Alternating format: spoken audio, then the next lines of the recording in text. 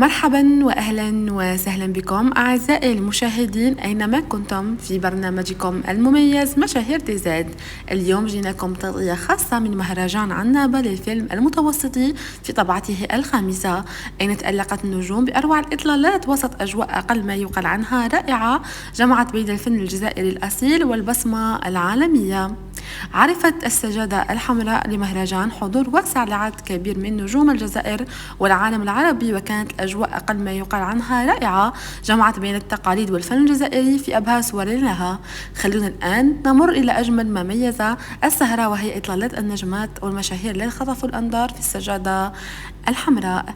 الممثلة التركية داملا سونماز بطلة مسلسل الحفرة أبهرت الجمهور بارتدائها الزي الجزائري التقليدي الشاوي المزين بخيط الروح الجزائري لتبرز جمال التراث الجزائري بطريقة فنية رائعة.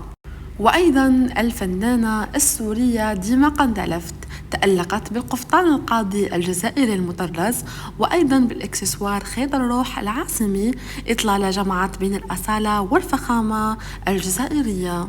وبالتأكيد إطلالة ساندريلا الشاشة الجزائرية سارة العلامة ظهرت بفستان أسود مخملي أنيق بالزخارف اللامعة على الأكتاف والأكمام، زادها من رقي إطلالتها فوق السجادة الحمراء. حضورها كان ملفت وأنيق كالعادة، وخطف الأضواء بجمالها البسيط والمتألق. الممثلة المتألقة أحلام قواسمية بطلة مسلسل بنت البلاد تخطف الأنظار بإطلالة جزائرية تقليدية بالقندورة العنابية. الممثلة الجزائرية شيماء عطلة بطلة مسلسل بنت البلاد خطفت الأنظار في مهرجان عنابة بإطلالة جزائرية أصيلة مستوحاة من اللباس التقليدي البدرون. التصميم أنيق يجمع بين الحداثة والجذور الجزائرية، زاد من جاذبيتها فوق السجادة الحمراء لتبين عنوان الفخر والجمال.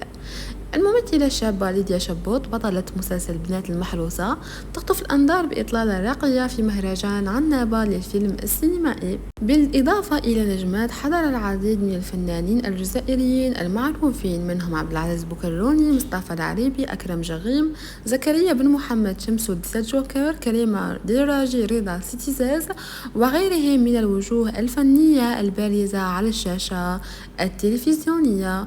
وبهذا أعزائي نكون قد وصلنا إلى ختام تغطية الخاصة لمهرجان عنابة للفيلم المتوسطي. لا تنسوا الاشتراك في القناة وتفعيل الجرس لحتى يصلكم كل جديد. إلى المرة القادمة، شكرا جزيلا، دمتم في رعاية الله وحفظه أعزائي.